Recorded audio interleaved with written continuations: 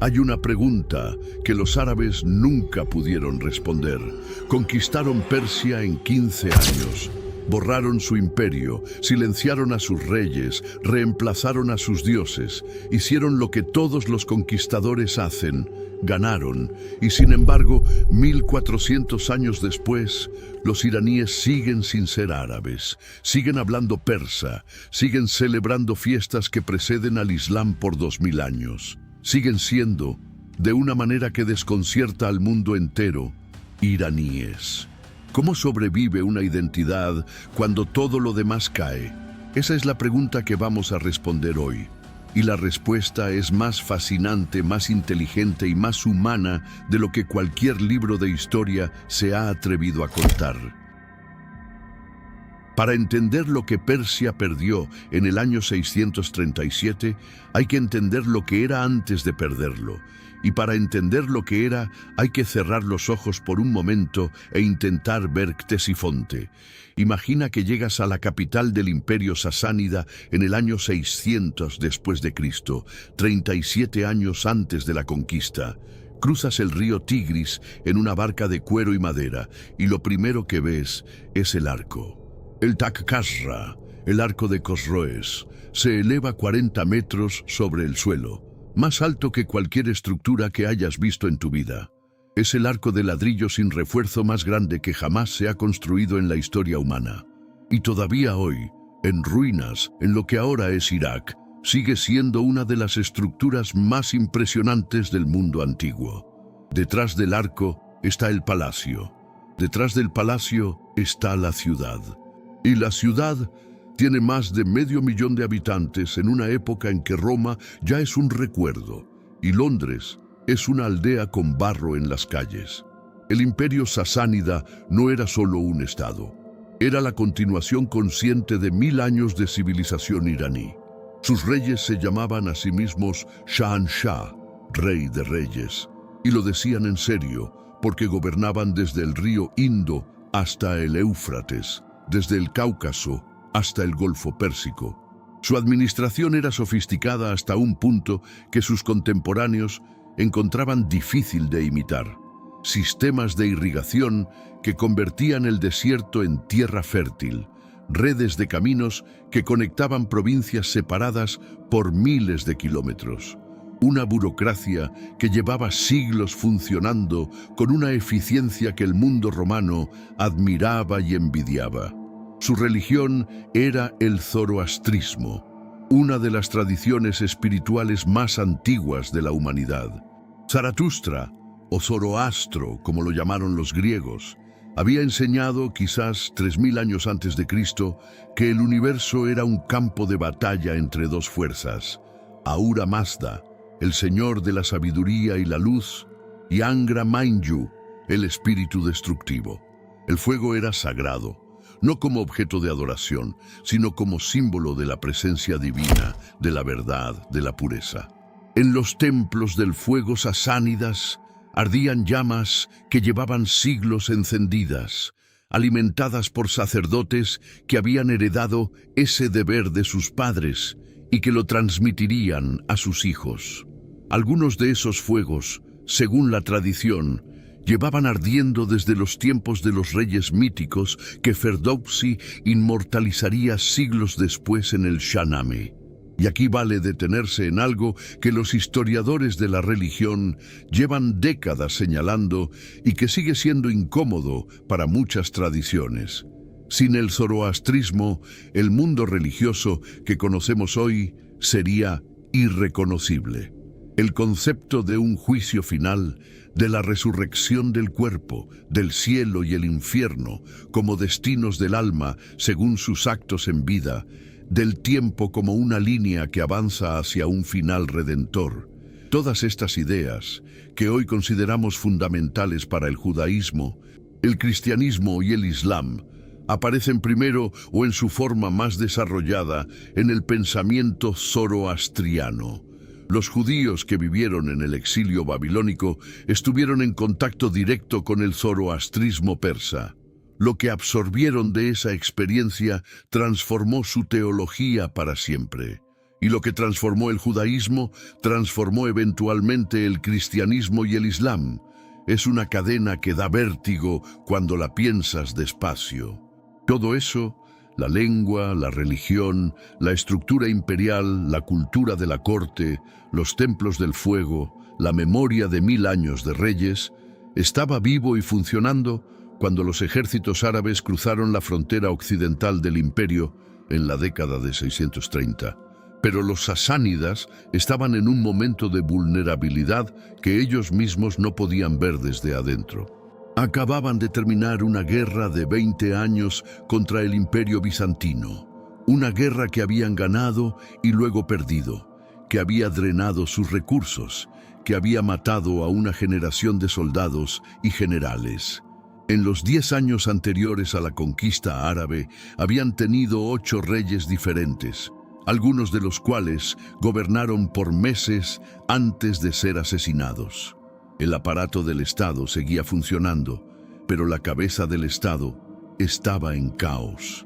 La batalla de Al-Qadisiyah en el año 636 fue el momento donde todo se decidió, y merece ser narrada, porque no fue la batalla gloriosa que las crónicas árabes posteriores la pintan. El ejército árabe que enfrentó a los sasánidas en las llanuras al sur del Éufrates era numéricamente inferior.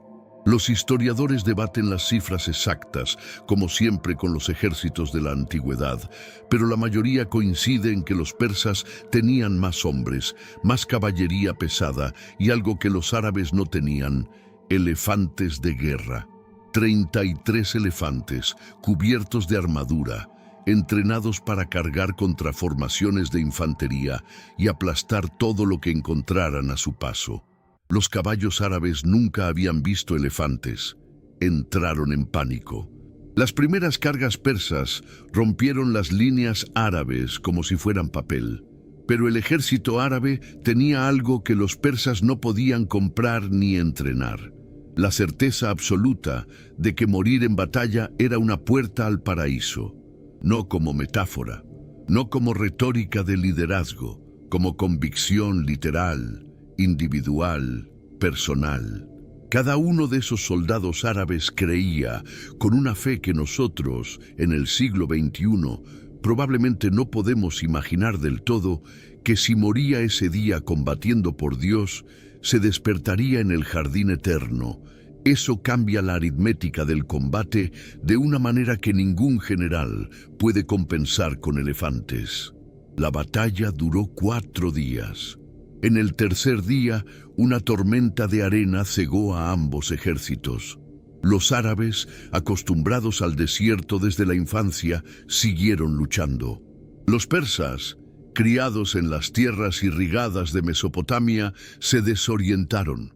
En el cuarto día, el comandante persa Rustam Farrokhzad, uno de los generales más respetados del imperio, un hombre que había dedicado su vida al servicio de los Shahanshah, fue muerto en el combate. Con su muerte, el ejército persa se desintegró, y con el ejército, el imperio. Al año siguiente, Ctesifonte caía. Los soldados árabes entraron al palacio de Cosroes y encontraron riquezas que no podían cuantificar.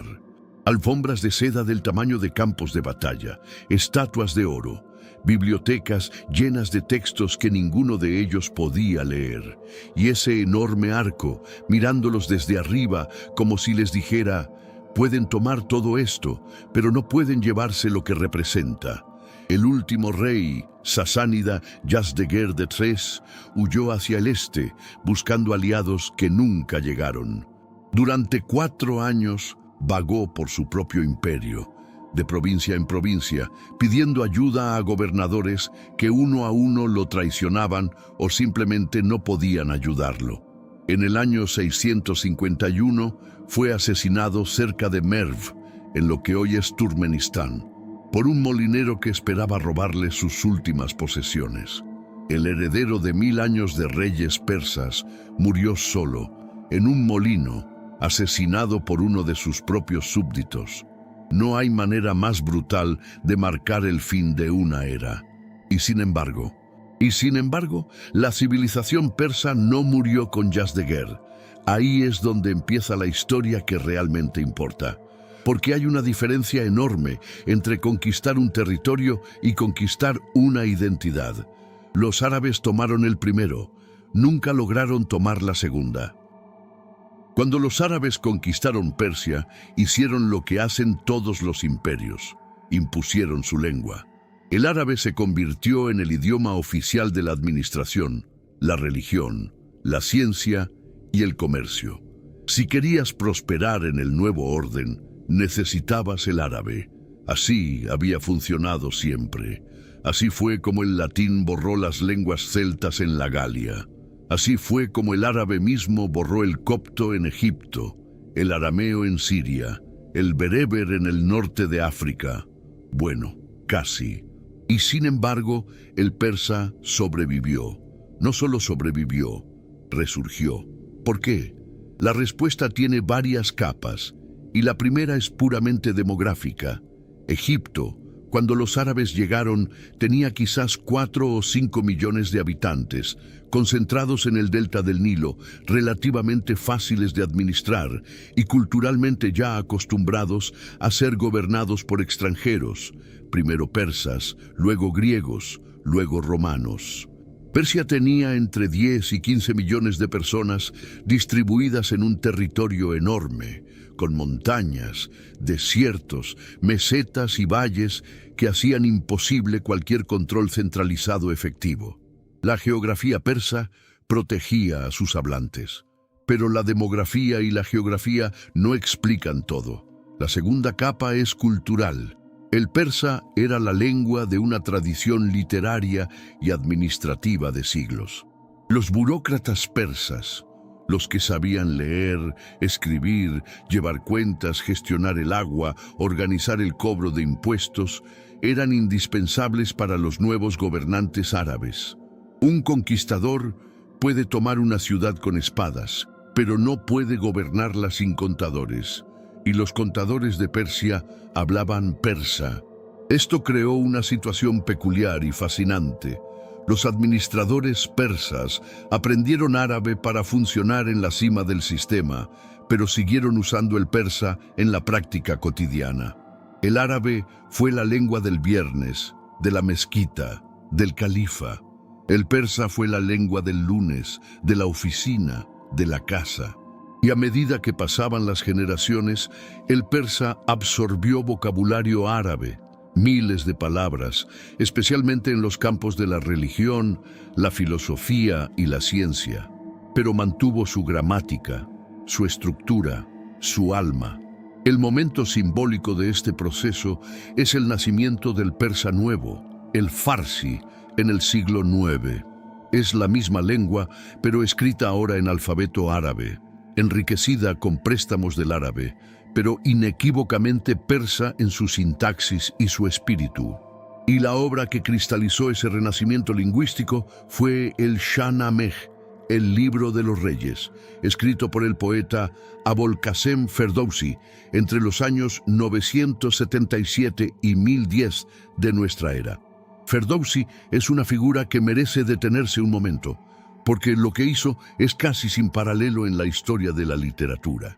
Pasó 35 años de su vida, 35 años, escribiendo una epopeya de 60.000 versos en persa puro, deliberadamente evitando el árabe en la medida de lo posible para preservar la memoria del mundo iraní preislámico.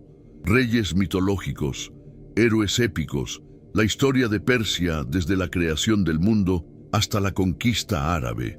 Todo en una lengua que llevaba 3 siglos bajo presión de desaparecer.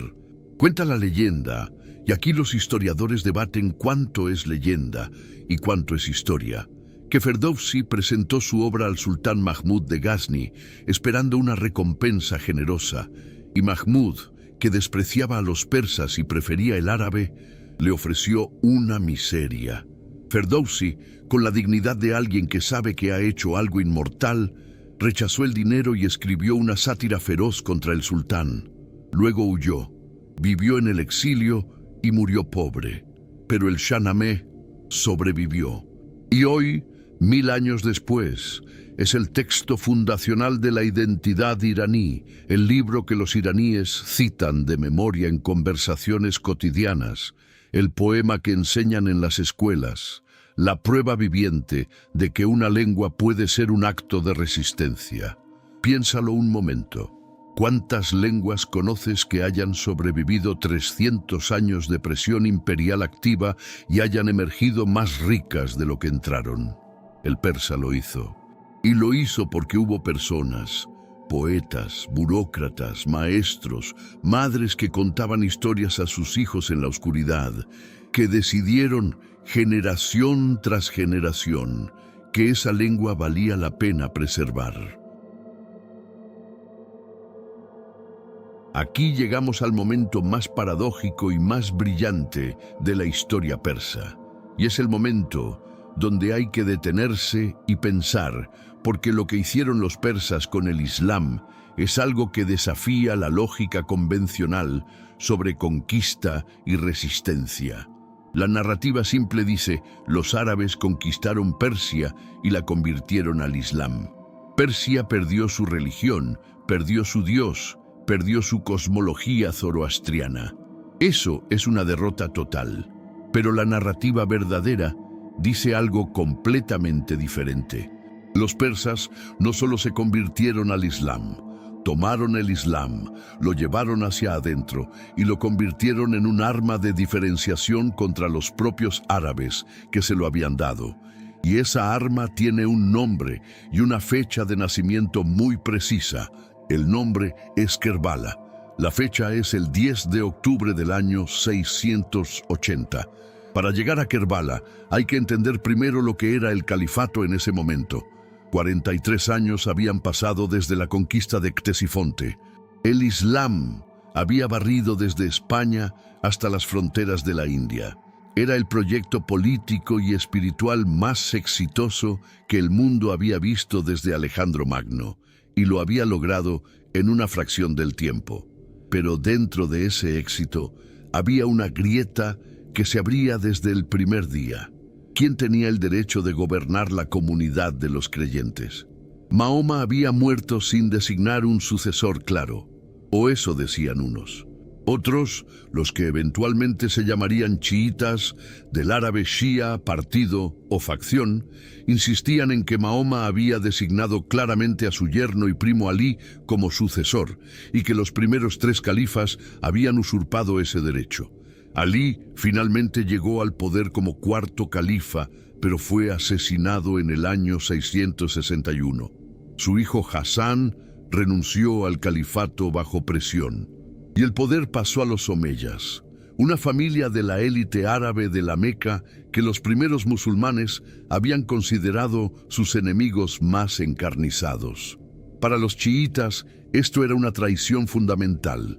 El Islam había sido robado por los ricos y los poderosos, exactamente como todos los movimientos espirituales terminan siendo robados por los ricos y los poderosos.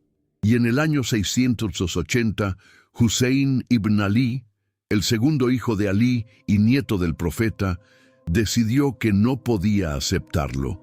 Hussein partió de la Meca hacia Kufa, en Irak, donde sus seguidores le habían prometido apoyo masivo para enfrentar al califa Omeya Yazid, a quien consideraba un tirano ilegítimo. Pero cuando llegó al desierto de Kerbala, a pocas decenas de kilómetros de su destino, descubrió que los prometidos apoyos no habían llegado. Frente a él, un ejército de 4000 soldados del califa. Detrás de él, 72 hombres, sus familiares, sus compañeros, los que habían decidido seguirlo hasta el final, y un grupo de mujeres y niños. Lo que siguió duró 10 días. El ejército omeya cortó el acceso de Hussein y su grupo al río Éufrates. En el desierto de Irak, en octubre, sin agua, con mujeres y niños, con 72 hombres frente a 4000.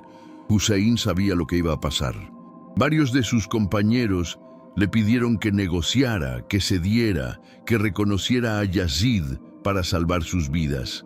Hussein se negó, no porque fuera imprudente.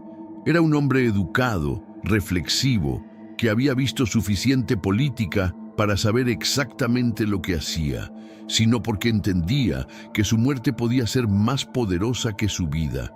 En el 10º día, la batalla fue una masacre. 72 hombres contra 4.000. No hubo gloria militar, no hubo heroísmo épico de igual contra igual.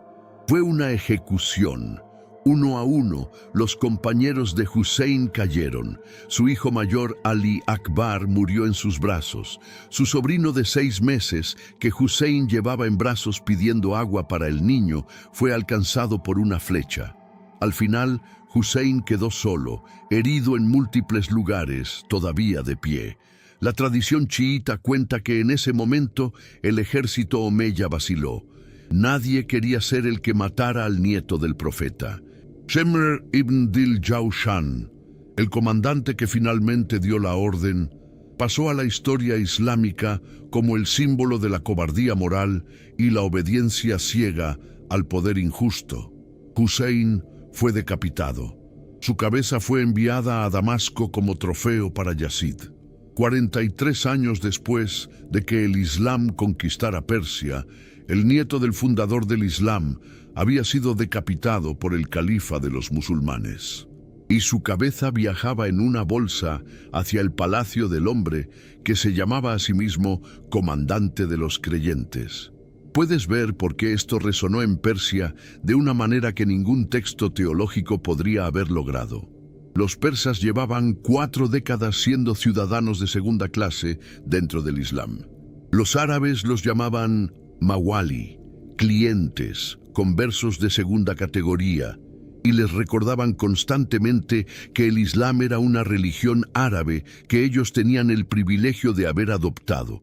En Kerbala encontraron algo que el Islam árabe dominante no les ofrecía: una narrativa donde el poder oficial era el villano, donde los verdaderos herederos espirituales habían sido traicionados y masacrados por los ricos y poderosos, donde el martirio frente a la injusticia era el acto más sagrado que un ser humano podía realizar. Esto no era abstracto para personas que llevaban décadas sintiéndose conquistadas y disminuidas. Era una teología hecha de su propia experiencia. La conversión masiva de persas al chiismo no ocurrió de un día para otro. Fue un proceso de siglos, con avances y retrocesos, con dinastías que favorecían el chiismo y otras que lo perseguían. Pero la semilla plantada en Kerbala encontró en el suelo iraní una fertilidad que no encontró en ningún otro lugar del mundo islámico, porque los persas no estaban adoptando simplemente una variante del Islam. Estaban encontrando dentro del Islam una historia que era, en su estructura más profunda, la historia que ellos ya vivían.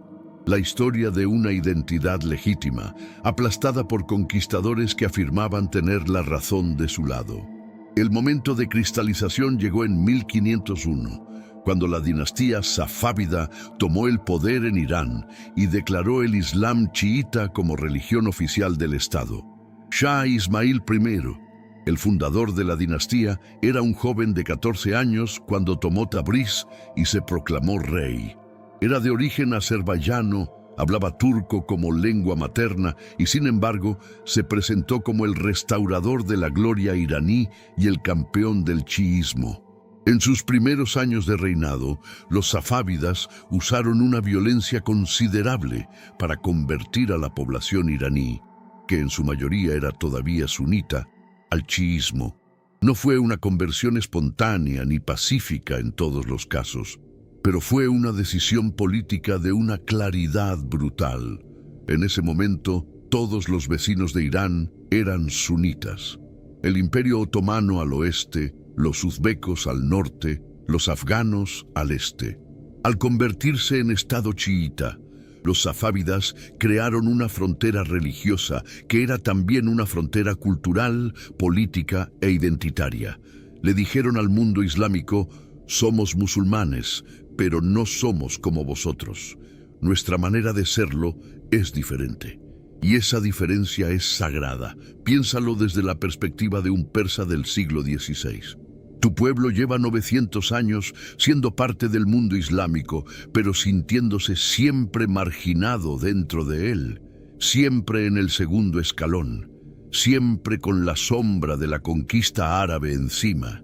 Y de repente hay un rey que dice: nuestra versión del Islam, la versión que honra a los mártires que murieron frente al poder injusto, la versión que pone la justicia por encima de la obediencia ciega, es la correcta.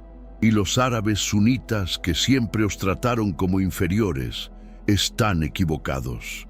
No es difícil imaginar por qué eso prendió. El chiismo iraní no es simplemente una escuela teológica dentro del Islam. Es el mecanismo más sofisticado que una civilización conquistada haya utilizado jamás para mantener su diferencia dentro del sistema del conquistador. Es la prueba de que la resistencia no siempre toma la forma de la rebelión armada. A veces toma la forma de una reinterpretación, de una apropiación, de un sí, pero, que con el tiempo se convierte en algo completamente propio. Dijimos que los persas se convirtieron al Islam, pero hay una historia más larga y más sutil que contar, y es la historia de lo que no se convirtió del todo.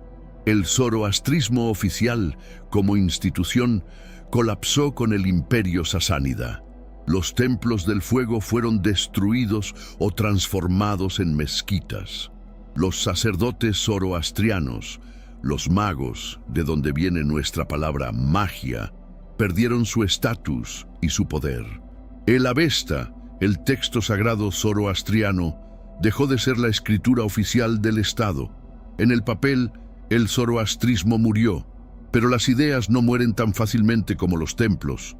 Ahura Mazda, el Señor de la Luz, y Angra Mainyu, el espíritu del mal.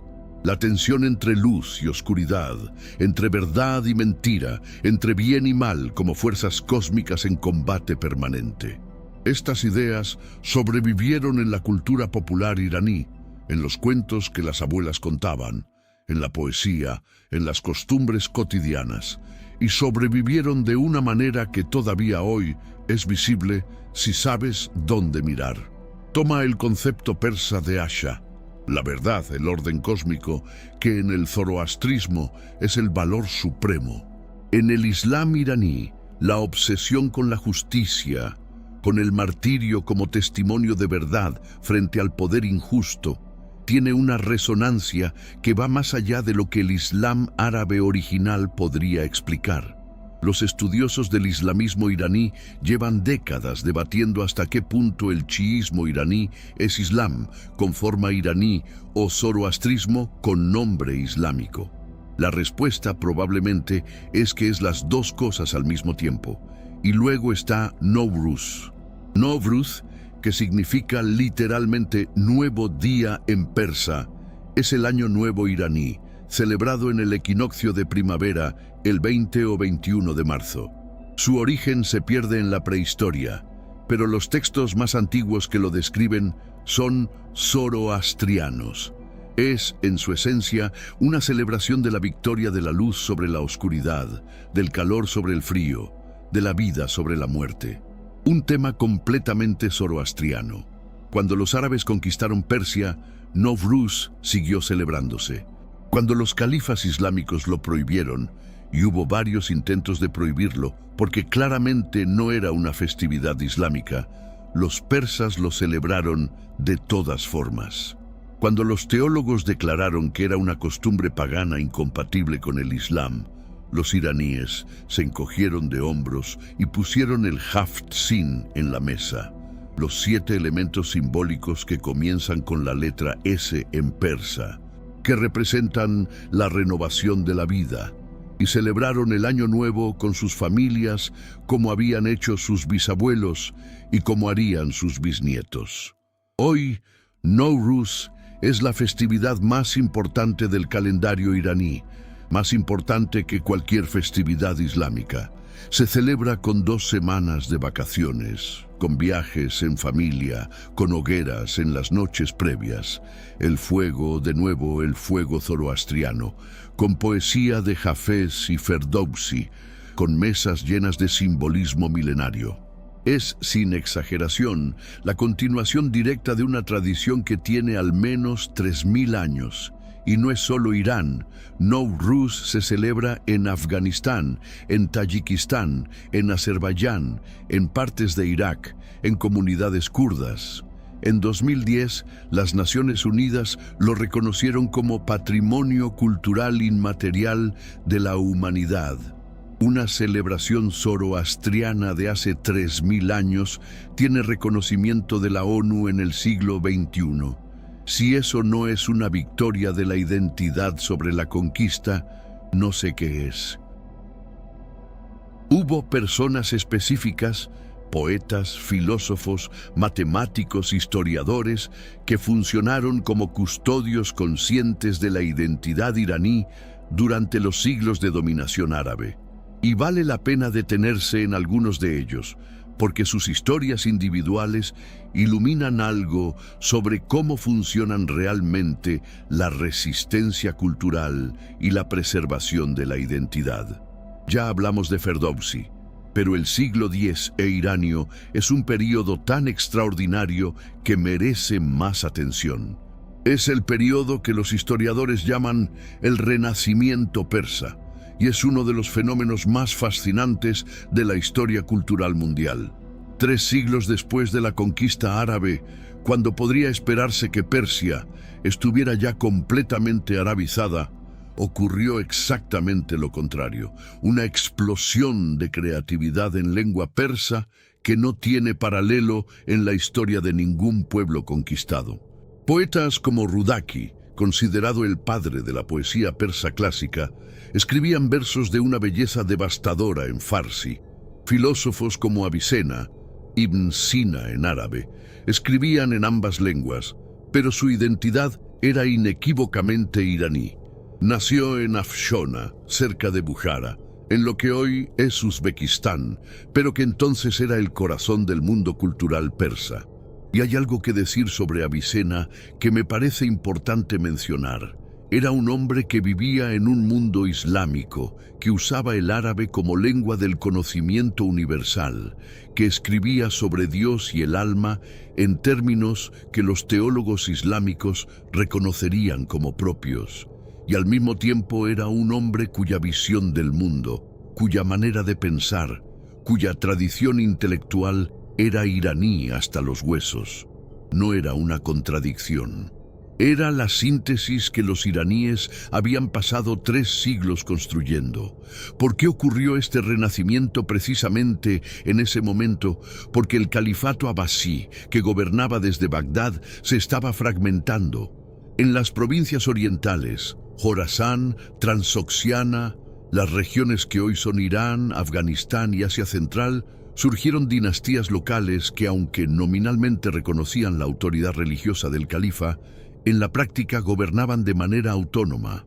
Los samaníes, los buyíes, los gaznávidas, y estas dinastías, aunque musulmanas, encontraron en la cultura persa un instrumento de legitimación.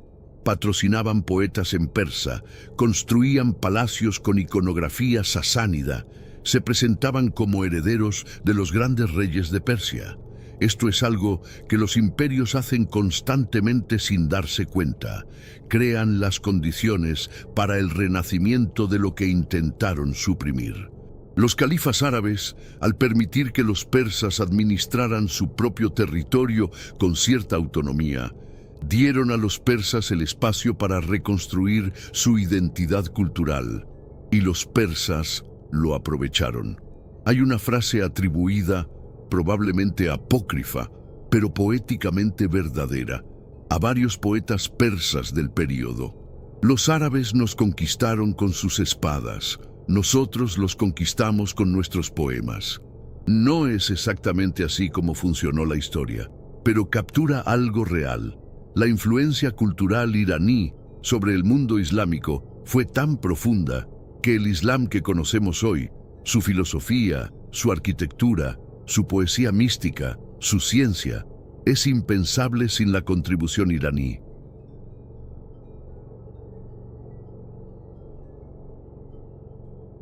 En el año 1969 ocurrió algo que el mundo no supo cómo interpretar, y en cierta medida todavía no sabe cómo interpretarlo. Una revolución derrocó al Shah de Irán, un monarca moderno, occidental en sus formas, aliado de Estados Unidos, y lo reemplazó con una república islámica gobernada por clérigos chiitas. El ayatolá Jomeini volvió del exilio en París y asumió el poder con el título de Rabar, líder supremo, un título que no existe en ningún otro sistema político del mundo. Occidente lo vio como un retroceso, un salto al medievalismo, una nación que había elegido el siglo VII sobre el siglo XX. Y hay elementos de ese análisis que son correctos, pero hay algo que ese análisis completamente pierde, y es esto. La revolución islámica iraní fue, entre otras muchas cosas, un acto de afirmación de identidad iraní frente a la influencia cultural occidental. De la misma manera que la adopción del chiismo safávida en el siglo XVI fue un acto de afirmación de identidad frente a la influencia árabe. Los iraníes no estaban eligiendo entre el pasado y el futuro. Estaban eligiendo, una vez más, ser iraníes en sus propios términos. El hecho de que esos términos sean profundamente problemáticos en materia de derechos humanos, de libertad individual, de igualdad de género, y lo son sin ambigüedad, no cambia la lógica histórica subyacente. Irán lleva 14 siglos resistiendo la disolución de su identidad, y la revolución del 79 fue un capítulo más de esa resistencia, esta vez contra la americanización del Shah. Y aquí es donde el pasado y el presente se tocan de una manera que da vértigo. Hoy, la tensión entre Irán y los países árabes del Golfo, Arabia Saudita, los Emiratos, Bahrein, no es simplemente una disputa geopolítica por el control del petróleo o por la influencia en el Líbano, Siria, Yemen e Irak. Es la continuación de una rivalidad que comenzó en el año 637, cuando Saad ibn Abi Waqqas entró a caballo en Ctesifonte y encontró algo que no podía nombrar. Es la tensión entre dos mundos que llevan 14 siglos coexistiendo sin llegar a comprenderse del todo. El mundo árabe y el mundo iraní, ambos musulmanes, ambos herederos de civilizaciones antiguas y complejas, ambos convencidos de que representan la versión más auténtica de lo que el Islam debería ser. Y el hecho de que esa tensión todavía exista, todavía sangre, todavía defina guerras y alianzas y millones de vidas en el Oriente Medio del siglo XXI, es la prueba más clara de que lo que ocurrió en el siglo VII no fue simplemente una conquista militar. Fue el comienzo de una conversación que todavía no ha terminado. ¿Cuántas otras tensiones del mundo moderno son en realidad conversaciones que comenzaron hace 1400 años y que nadie tuvo la honestidad de nombrar como tal? Un palimpsesto es un manuscrito antiguo del que se ha borrado la escritura original para escribir encima, pero donde la escritura anterior todavía se transparenta bajo la nueva. Es la metáfora perfecta para Irán, porque si miras a Irán hoy con suficiente atención, ves todas las capas al mismo tiempo. La capa más superficial, la que el mundo ve en las noticias, es la República Islámica. Los clérigos de negro, las fatwas, las protestas reprimidas, el programa nuclear, las tensiones con Occidente, el eje de resistencia que va de Teherán a Beirut, pasando por Damasco y Bagdad. Es real. Es el gobierno de un país de 90 millones de personas, pero es solo una capa. Debajo está la capa de la modernidad iraní que existía antes de 1979 y que nunca desapareció del todo. Irán tiene una de las tasas de educación universitaria más altas del mundo islámico. Sus ingenieros, médicos y científicos trabajan en los mejores centros del mundo. Su cine, y aquí vale detenerse, porque el cine iraní es uno de los fenómenos culturales más extraordinarios de las últimas décadas, ha producido obras que están entre las más importantes de la historia del séptimo arte. Abbas Kiarostami, Asghar Farhadi, Jafar Panahi, directores que trabajando bajo censura, con presupuestos mínimos, sin acceso a los mercados internacionales de distribución, han creado películas que ganan en Cannes y en los Oscar, y que los críticos más exigentes del mundo estudian como si fueran textos sagrados. ¿Por qué el cine iraní es tan extraordinario? Es una pregunta que los estudiosos de cultura llevan décadas haciéndose, y la respuesta más convincente que he encontrado es esta: porque los cineastas iraníes tienen que decir verdades profundas usando metáforas, porque la censura no les permite decirlas directamente, y resulta que las verdades dichas con metáforas son más duraderas y más universales que las dichas con panfletos. La restricción se convirtió en estética. La limitación se convirtió en arte. Es, de nuevo, la misma lógica de toda la historia iraní. La presión no aplasta, transforma. Debajo de la modernidad está la capa de la poesía. Los iraníes tienen una relación con su poesía clásica que no tiene paralelo en ninguna otra cultura que yo conozca. Hafez, el poeta del siglo XIV que escribía sobre el amor divino usando metáforas de vino y taberna, metáforas que los teólogos nunca han sabido si tomar literalmente o espiritualmente, lo cual era exactamente el punto de Hafez, es citado en conversaciones cotidianas en Irán, con una naturalidad que en otros países solo se reserva para los refranes más gastados. Las familias iraníes tienen el diván de Hafez en casa y lo usan para la fal, la adivinación. Abres el libro al azar, lees el primer verso que encuentras e interpretas lo que te dice sobre tu situación.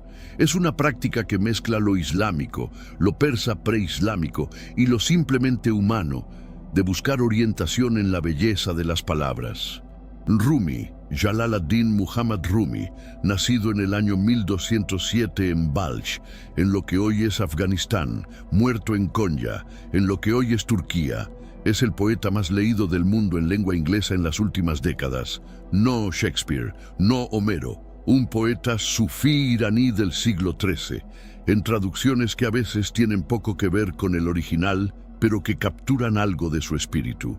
En Occidente lo hemos convertido en una especie de gurú de autoayuda espiritual, lo cual probablemente le haría gracia y algo de tristeza al mismo tiempo. Pero el hecho de que sus palabras, escritas en persa hace 800 años, todavía lleguen al corazón de millones de personas que no tienen ni idea de dónde era ni en qué época vivió, dice algo sobre la profundidad de la tradición literaria que los iraníes han preservado.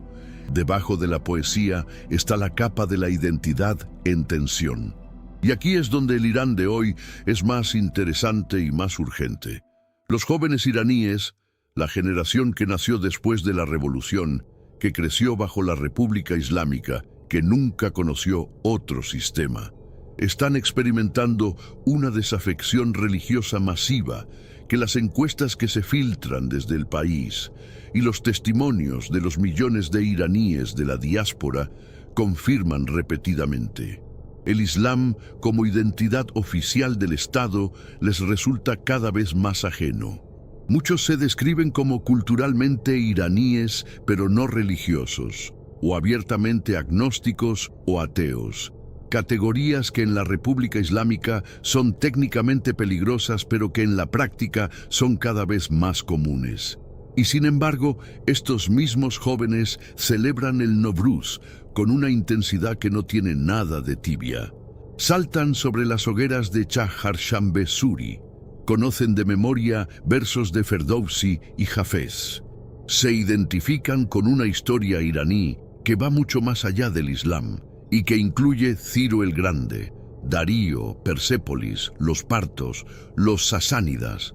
En las protestas de 2022, las más grandes que el país ha visto desde la revolución, los manifestantes cantaban San Zendeji Azadi, mujer, vida, libertad. 3 palabras en persa, no en árabe. 3 palabras que cualquier iraní del siglo X habría entendido perfectamente. Lo que está ocurriendo en Irán hoy no es, en su estructura profunda, tan diferente de lo que ocurrió en los siglos VIII, IX y X. Una identidad sometida a presión busca nuevas formas de expresarse. Cuando el chiismo oficial se convierte en instrumento del poder, cuando los mismos clérigos que afirmaban representar a los mártires de Kerbala se convierten en los nuevos opresores, la identidad iraní busca otra capa donde sobrevivir.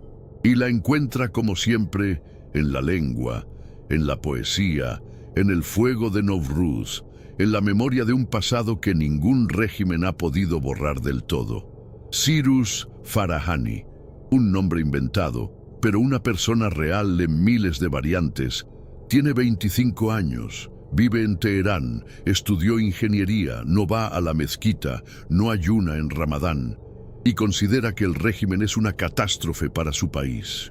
Pero el 20 de marzo, cuando llega el equinoccio de primavera, pone el haft-sin en la mesa con su familia, llama a sus abuelos, come arroz con hierbas y pez ahumado como marca la tradición, y siente algo que no sabe exactamente cómo nombrar, pero que reconoce como suyo. Algo muy antiguo, algo que lleva 3000 años transmitiéndose de mano en mano, de voz en voz, de fuego en fuego. Eso es lo que los árabes del siglo VII no pudieron tomar. Eso es lo que los mongoles que arrasaron Irán en el siglo XIII no pudieron tomar. Eso es lo que los safávidas manipularon pero no inventaron. Eso es lo que la República Islámica ha intentado reemplazar con su propia versión de identidad y que, 4 décadas después, sigue siendo más fuerte que cualquier decreto gubernamental. El palimpsesto sigue escribiéndose. Y la escritura más antigua, la que está debajo de todas las demás, todavía se transparenta. Volvamos por un momento a ese general árabe, Saad ibn Abi Waqqas, de pie en Ctesifonte en el año 637, mirando algo que no podía nombrar. Lo que no podía nombrar era esto: la diferencia entre tomar un territorio y tomar una identidad. La diferencia entre que una civilización pierda su estado y que una civilización muera. Son 2 cosas completamente distintas, y la historia de Irán es quizás el ejemplo más largo y más documentado de esa distinción. Los persas perdieron su empire, perdieron su religión oficial, perdieron su lengua como idioma dominante del poder por varios siglos, perdieron su clase gobernante, su estructura administrativa, su cosmología oficial. Perdieron casi todo lo que un Estado puede perder, y sin embargo, aquí está Irán, 14 siglos después, siendo todavía e inequívocamente iraní, hablando persa, celebrando Nowruz, rezando a un dios árabe con un acento de resistencia que viene de mucho antes del Islam. ¿Qué hace que una identidad sobreviva cuando todo lo demás cae? No hay una respuesta simple. Pero lo que la historia iraní sugiere es que la supervivencia de una identidad depende de ciertos elementos que son más resistentes que los estados, más duraderos que los imperios, más profundos que las leyes. La lengua que una madre habla a sus hijos, las historias que una comunidad cuenta sobre sí misma, las fechas del año que una familia celebra aunque nadie las haya declarado oficiales. El sentido compartido de quiénes somos y de dónde venimos. Estas cosas son casi imposibles de conquistar con ejércitos. Se pueden suprimir durante décadas, a veces durante siglos, pero si hay suficiente gente que las recuerda, que las transmite, que las defiende en el espacio íntimo de la vida cotidiana, cuando no puede defenderlas en el espacio público, sobreviven. Y aquí está la pregunta que quiero dejarte, porque me parece que va más allá de Irán. ¿Cuántas identidades en el mundo de hoy están haciendo exactamente lo mismo que hicieron los persas hace 14 siglos? ¿Cuántas lenguas, cuántas tradiciones, cuántas cosmovisiones están resistiendo en silencio, adaptándose para sobrevivir, absorbiendo lo que las amenaza y convirtiéndolo en parte de sí mismas? Y la pregunta más incómoda: ¿cuántas de esas resistencias estamos aplastando nosotros hoy, sin siquiera saberlo?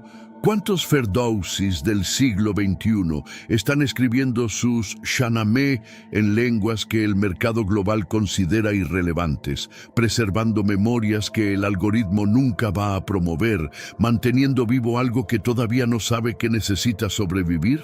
Irán no es una anomalía histórica, Irán es un espejo. Y lo que muestra ese espejo es que la identidad humana es más tenaz, más creativa y más difícil de destruir de lo que cualquier conquistador ha sido capaz de imaginar. Que hay algo en la manera en que los seres humanos nos aferramos a quienes somos, a nuestra lengua, a nuestras historias, a nuestro fuego, que sobrevive a casi todo. El fuego de Zaratustra lleva 3000 años encendido. Todavía no se ha apagado.